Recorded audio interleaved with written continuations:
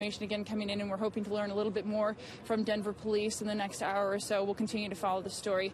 Live in Denver, Jamie Leary covering Colorado First. All right, Jamie, thank you. And we continue to cover Colorado First at 5 tonight. A grieving family confronts the man who killed their pregnant daughter and their grandchildren. How dare you take the lives of my daughter Shannon, Bella, Celeste, and Nico. Shanann Watts and her 2 daughters killed in their Frederick home. Her husband, the kid's father, Christopher Watts, is now going away to prison for life. I want the world to know that our daughter and her children were so loved by us. Watts pled guilty in an agreement to avoid death. Prosecutors in court today said he was a man who wanted to start a new life with a new love, but there's no explanation for the murders. Our Dillon Thomas has been following this case since the family was first reported missing in August. And Dillon, today, Shanann's family could finally address Watts.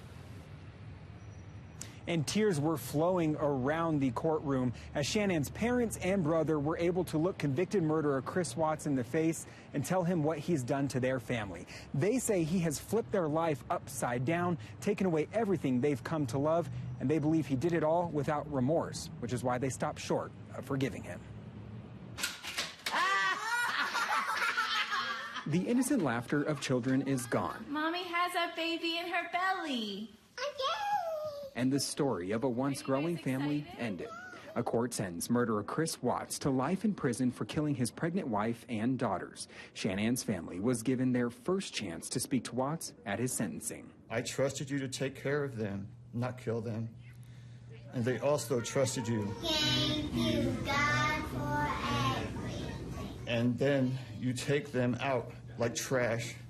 You disgust me. If the senseless deaths of their loved ones weren't enough, the discovery of their bodies was gut-wrenching for the Ruseks, Shannann's parents and brother. And then you put Bella and Celeste in huge containers of crude oil.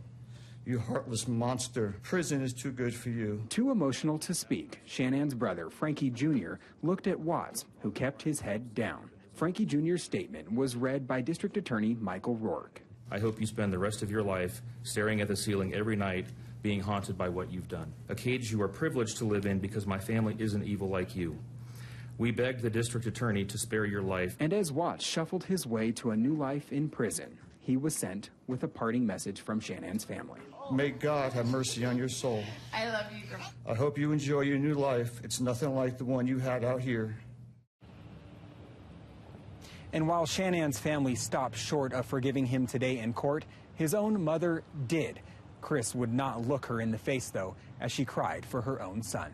Reporting live in Weld County, Dillon Thomas, covering Colorado First. All right, Dillon, thank you. Speaking of Christopher Watts' parents, as Dillon just mentioned, they also spoke.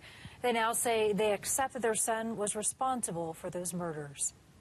Our families have been irreparably broken by the needless deaths of Shanann, Bella, Cece, and Nico. This is something we will never get over. Our families have been irreparably broken by the needless deaths of Shanann, Bella. Tonight at 6, find out just how early on in this case investigators suspected Christopher Watts. And here's some of the evidence that they had. That is coming up tonight at 6. For a timeline on this case and to watch today's entire sentencing hearing, you can visit our website, cbsdenver.com. Friends and family are remembering a knitting teacher that is